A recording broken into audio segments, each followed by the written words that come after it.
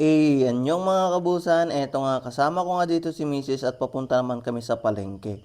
Medyo malapit lang naman kami dito sa may bayan. Naisipan nga ni Mrs. na gagawa ng isdang Shanghai at ipapatikim niya daw sa akin. Namiss ko din kasi ang loto ni Mrs.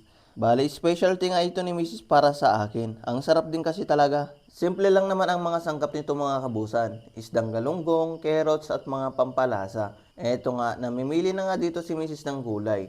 Yung magandang klase ng gulay. Madami talagang pagpipilian dito mga kabusan sa kanilang bayan. Hindi katulad nga dito sa aming bayan sa Abra. Pagkatapos nga namin bumili ng mga sangkap ay nagtingin naman kami ng saging. Paborito kasi ito ni Baby GM kaya bumili lang din kami. Dahil hindi nga ito maabot nung nagtitinda kaya ako na nga ang umabot para kunin yung napili naming saging. Helper yarn, next the one.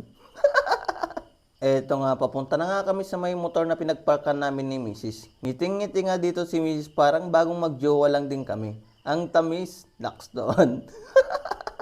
Pagka-uwi nga namin ng bahay, agad naman nilinisan ni Mrs. ang isdang galunggong. Tapos ako naman, syempre bilang partner niya, agad ko naman siya tinulungan.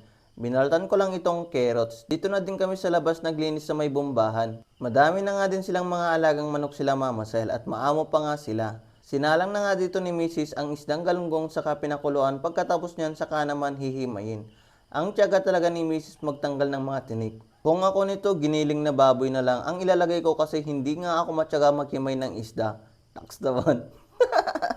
Pinahiwa na nga sa akin ni Mrs. lahat ng mga sibuyas at saka bawang na ilalagay. Nung malapit ko nang matapos mahiwa lahat ng mapino, saka naman sinabi na meron palang food processor. Mas mabuti sana na hindi na lang niya sinabi kasi natapos ko na. Kaya tawanan na lang kaming dalawa. Pinagadgad niya na din sa akin itong mga carrots. Para kaming magjowa na bago pa lang ang sweet sa isa't isa. Pero mahigit 8 years na pala kami simula nung naging kami ni Mrs. mga kabusan. Ayit! Dakson!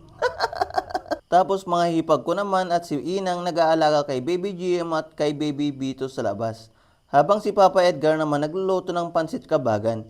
Bigla kasi nilang namiss kumain ng ganito. Itong ginagawa naman namin ni Mrs. Nice, dang Shanghai ay tinuloy na lang namin magbalot kinaumagahan. So hanggang dito na lang ang vlog na ito mga kabusan. Anyong!